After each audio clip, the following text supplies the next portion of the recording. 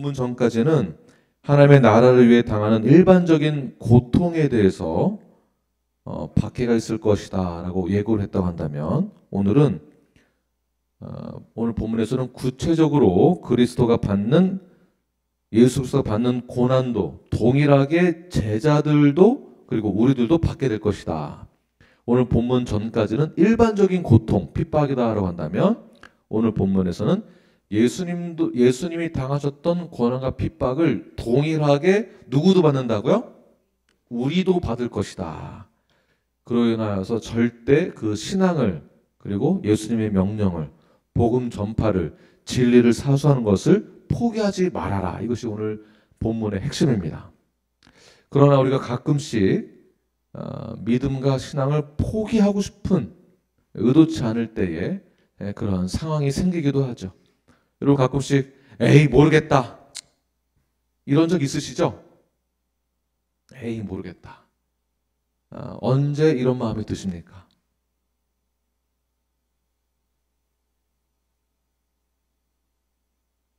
네, 신앙생활 할 때에 내가 예상하지 못했던 말을 들었을 때에, 상처받는 말을 들었을 때에, 또는 예상하지 못했던 어떤 위기에 직면해 있을 때에 모르겠다.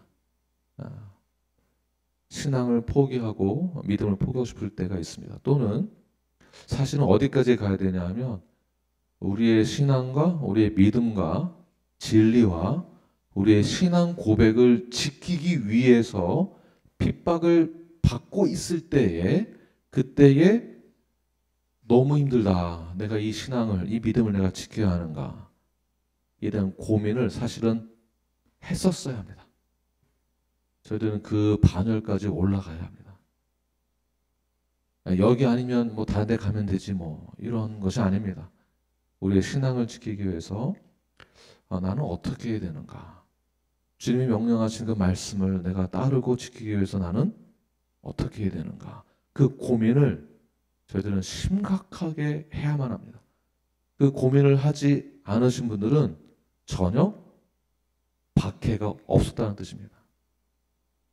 신앙생활을 너무나 편안하게만 하셨다는 얘기인데, 그 말은 복음과 진리를 사수하기 위하여서 내가 심각한 고민거리도 없었다라는 것은 우리가 신앙생활을 잘 못했다라는 것입니다. 24절, 25절 말씀을 우리 함께 읽겠습니다. 시작. 제자가 그 선생보다 또는 종이 그 상전보다 높지 못하나니, 제자가 그 선생 같고 종이 그 상전 같으면 조카도다. 집주인을 바알세불이라 하였거든 하물며 그 집 사람들이랴. 자, 24절 25절 말씀이 헷갈릴 것이 없습니다. 무슨 말이냐 하면, 복음을 전한다라는 것, 내가 신앙생활을 한다라는 것, 우리의 신조, 신념, 우리의 신앙 고백을 지킨다라는 것, 또는 우리가 사역을 한다라는 것. 사역을 한다라는 것은 사역자, 그러니까 목회자만을 말하는 것이 아니라 예수님의 제자가 된, 성도가 된 우리 모두가 사역자입니다. 그러한 뜻에서 사역자들로서 사역을 하고 있다라고 보아야 하는 것입니다. 이창호 형제님도 어떤 측면으로는 사역자라고 볼 수 있습니다. 그때 저는 지하실 교회의 지하실 강대상 침례탕 옆에 이런 데다 쪽방에다 거기서 살았습니다.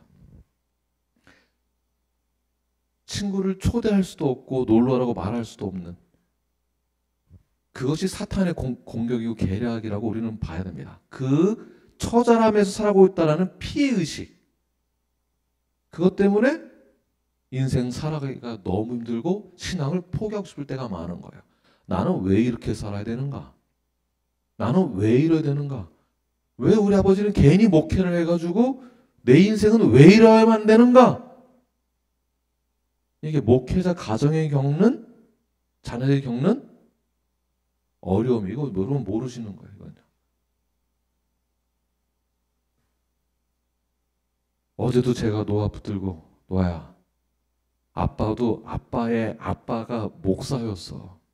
아빠가 너의 마음을 모르는 거 아니야. 모르는 거 아니야. 아빠도 너의 마음 이해해. 자, 이 마음이 예수님이 오늘날 우리에게 해주고 있는 말씀과 동일하다는 것입니다. 야, 이 신앙생활이 어렵다. 그냥 뜬구름만 잡고 신앙생활 하려고 하지 말아라. 너 정말 신자가 되기를 원하느냐? 정말 내가 십자가에서 죽으심으로 너의 모든 죄가 사함받고 그리고 새 생명을 얻었다는 것을 믿느냐? 그렇다면 그 이후의 삶은 우리가 받은 그 복 너머에 처절함과 비참함이 있을 수 있다. 아니, 반드시 있다. 반드시 있다.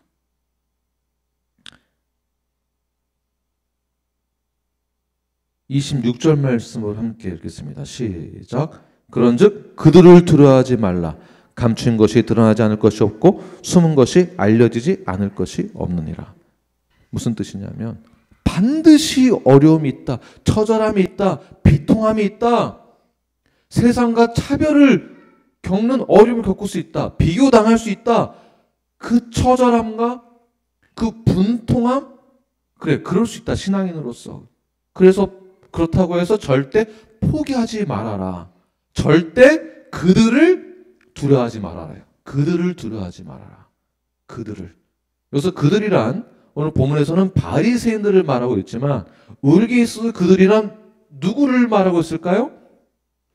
우리에게 비통함과 비참함과 비교의식을 느끼게 만드는 것과 처절함과 그로 인해서 신앙생활을 포기하게 만들고 쉽게 만드는 그 원인을 제공하는 자들이나 세상을 말하고 있는 것이겠죠.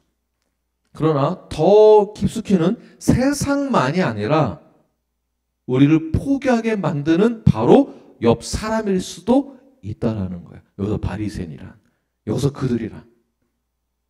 옆 사람이 우리에게 있어서 사역자이고 동역자이고 동반자인 동시에 뭐가 될 수도 있다? 그들, 오늘 본문에서 말하는 그들이 될 수도 있다. 옆 사람 보시면서 당신이 그가 맞습니까? 의미를 잘 아시고 물어보셔야 됩니다. 당신이 그가 맞습니까? 여기서 그들이란 예수님을 바알세불이라고 비방했던 자들입니다. 참 재미있죠? 여기서 그들은 메시아에 대한 존재를 모르는 자들이 아닙니다. 성경을 모르는 자들이 아닙니다. 반토막만 이해하고 있던 성경에 대한 그 이해를 가지고 있는 그들이, 성경을 알고 있다라고 하는 그들이 예수님을 바알세불로 몰아세우는 것이죠. 목사가 해야 될 역할과 은사가 있습니다. 성경과 진리와 복음을 전하고 가르쳐야 될 사명, 그것이 은사입니다. 복음을 제대로 전하고 가르치는 것, 이것이 목사의 은사이고 사명이고 역할입니다. 의무와 책임이기도 합니다. 그러나 그때에도 비방과 비난은 받을 수 있다가 아니라 받는다 하겠죠. 어떤 가능성에 대한 수를 말하는 것이 아니라 당연히 있다.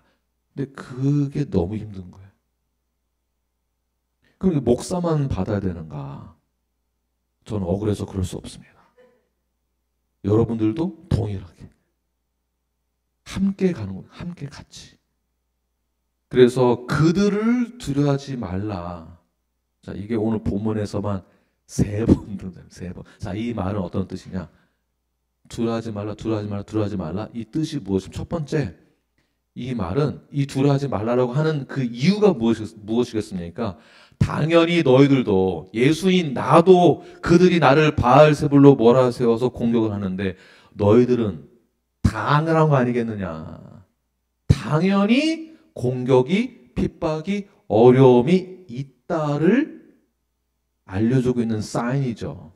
그래서 두려워하지 말라라고 3번이나 강조하고 있는 것입니다. 두 번째 뜻은 뭐냐면, 그래, 반드시 공격이 있다, 어려움이 있다. 그러나 그들을 두려워하지 말아라. 자, 두려워하지 말라라고 강조하는 두 가지 의미의 뜻은, 첫 번째, 그만큼 어려운 상황이 생길 것이다 라는 의미가 있기 때문에 두려워하지 말라라고 3번 강조를 하고 있고요. 두 번째 의미는 그만큼 완전한 하나님의 보호하심과 위로가 우리에게 있을 것이다. 그러니 두려워하지 말아라 라는 뜻입니다. 아멘이십니까?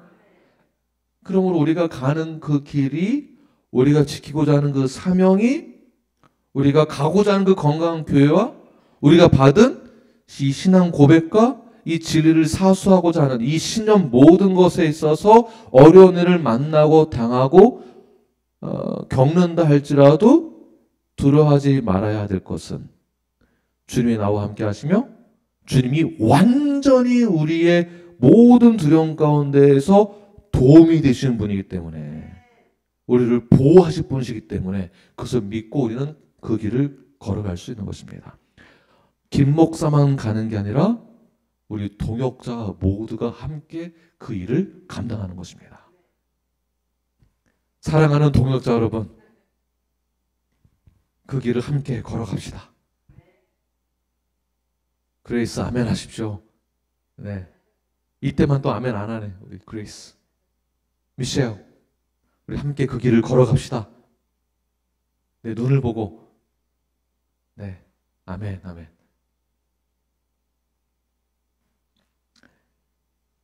사랑하는 뉴라이프 여러분, 우리가 성경대로 말씀대로 살아가는데 목적이 이미 설정되어 있습니다. 말씀대로 실행할 때마다 여러 가지 고난과 핍박, 어려움이 따를 수 있습니다. 그럼에도 불구하고 여러분들 신자가 되길 원하십니까? 아멘이시죠? 고난이 따르는 걸 알면서도 주님을 나의 구주로 영접하시겠습니까? 제자의 삶을 사시겠습니까?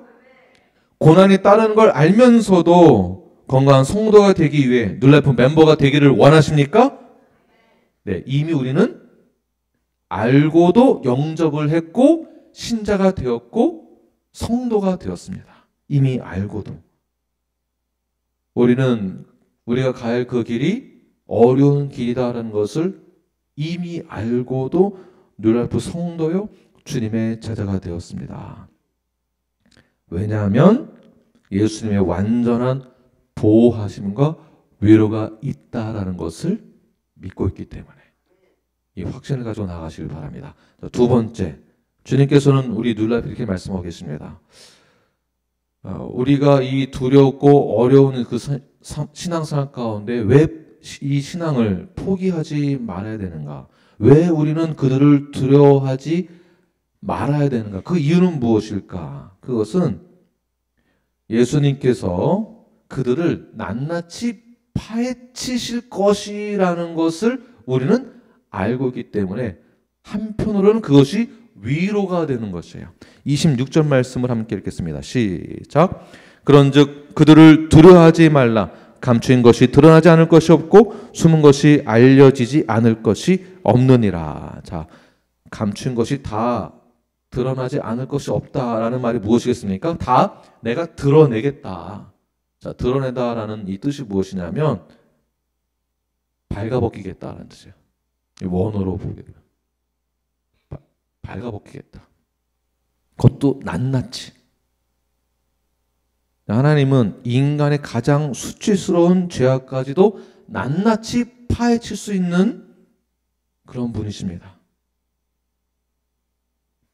두려워하지 마라. 내가 그들이 우리를 바알세불이라 하고 우리를 매장하려고 하나 내가 그들을 낱낱이 벌거 벗길 것이다.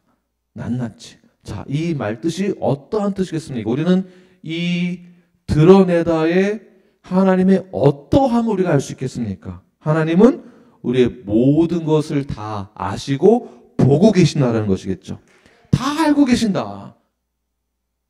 그들의 숨은 의도까지도 다 알고 있다. 겉으로는 아무리 종교적인 그런 모습을 보이겠다 할지라도 나는 그들의 속 마음까지도 낱낱이 다 파헤치고 있다. 그들은 겉으로는 사랑한다라고 하고 위로한다라고 하고 종교적인 의식을 통해서 그들의 그 위상을 높이고 위대함을 나타내려고 하나 그들은 스스로 죄인인지를 죄인임을 감추려고 하나 그들이 죄인임을 나는 낱낱이 다 드러낼 것이다. 그러므로 그들이 우리를 믿는 자들을 비판하고 대적한다 할지라도 그래서 우리를 대적함으로 우리가 세상에서 겪는 고초들 정당하게 평가받지 못하는 어떤 부분이 있다 할지라도 우리가 어떤 이들로부터 믿는 자들로서 인정받지 못한다 할지라도 세상으로부터 불공정한 대우를 받는다 할지라도 핍박을 받는다 할지라도 담대히 하나님 나라 복음을 한다면 하나님께서는 믿는 자들의 무죄함을 내가 입증해 줄 것이다. 오히려 내가 너희들의 무죄함을 입증해 주고 그들의 죄성을 낱낱이 다 드러낼 것이다. 이러한 하나님의 공정하심, 하나님의 의로우심, 하나님의 righteousness 때문에 우리는 그들을 두려워할 필요가 없다는 것입니다. 이것이 우리에게 얼마나 큰 위로가 됩니까? 그러므로 남이 뭐라 하든지 말든지 우리는 우리가 갈 길, 그 길을 향하여서 가기만 하면 되는 것입니다. 그 길이 어렵기는 하지만 주변에서 이 길을 걸어가는 데 있어서 나를 인정해 주지 않고 나를 공격한다 할지라도 우리가 그들의 시선에 눈치를 볼 필요가 없습니다. 우리는 우리가 가야 할 그 길을 가기만 하면 되는 것입니다. 왜냐하면 하나님께서 또는 주님께서 우리의 무죄함을 입증시켜 주시고 그들의 악함을 낱낱이 드러내실 것이기 때문에 그러므로 우리가 복음을 전하고 건강한 교회를 위한 사명을 감당하는 데 있어서 겪는 어려움이 반드시 있습니다. 그리고 있어야만 됩니다. 어려움이 없다면 제대로 하고 있지 않다라는 뜻이에요. 어려움은 반드시 있습니다. 우리 그 어려움들을 그 언덕을 작은 언덕부터 해서 지금 산을 넘어가고 있는 중입니다. 언덕을 시작으로 해서 지금까지 잘 견뎌왔습니다. 잘 이겨내셨습니다. 이제는 거대한 산을 만날 때가 왔습니다. 그러나 그 거대한 산이 우리 앞에 있다 할지라도 우리를 막고 있다 할지라도 우리가 두려워하지 않을 것은 주님이 우리와 함께 하실 것이며 우리를 보호하실 것이고 우리의 무죄함을 입증하실 것이며 그들의 악함을 낱낱이 파헤치심으로 우리를 보고 참 잘하였도다 충성된 종아라고 우리를 세워주실 것입니다. 우리를 입증해 주실 것이에요. 어떻게 입증하실 것인가? 우리를 어떻게 참 잘하였다라고 우리를 그렇게 보고 볼 수 있는가? 30절부터 33절 읽고 우리 마치겠습니다. 시작. 너에게는 머리털까지 다 세신 바 되었나니 두려워하지 말라. 너희는 많은 참새보다 귀하니라. 누구든지 사람 앞에서 나를 시인하면 나도 하늘에 계신 내 아버지 앞에서 그를 시인할 것이요. 누구든지 사람 앞에서 나를 부인하면 나도 하늘에 계신 내 아버지 앞에서 그를 부인하니라. 자, 머리털까지 다 세신다. 앞으로 내가 너의 머리털을 다 셀 정도로 내가 너를 알아갈게 라는 뜻이 아니라 이미 오래전부터 나는 너의 머리털까지 다 세고 있었어 라는 뜻이에요. 이것을 분사, 완료, 수동태로 합니다. 나는 이미 너희들의 머리털을 다 세고 있었어. 앞으로 셀 게가 아니라 나는 다 알고 있었어. 자, 그런데 우리는 사실은 머리가 하루에도 우리가 많이 빠지지만 머리가 빠지는 것에 대해서는 별 대수롭게 생각하지 않죠. 몇 사람만 빼고는. 네. 머리 빠지는 거 별 대수롭게 생각합니다.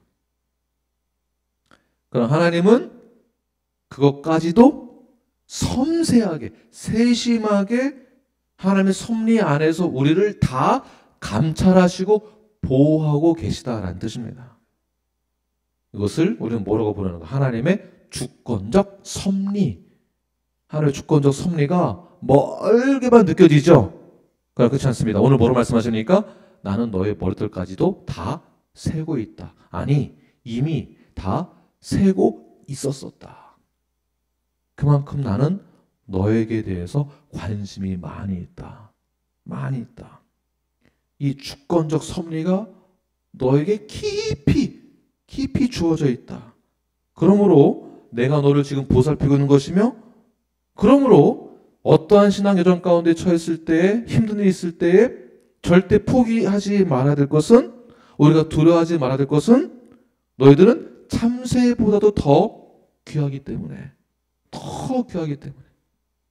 그러므로 우리는 더욱더 담대하게 우리에게 맡겨진 그 사명을 감당해야만 하는 것입니다. 그렇다면 여러분들은 사역자이고 사명자입니다.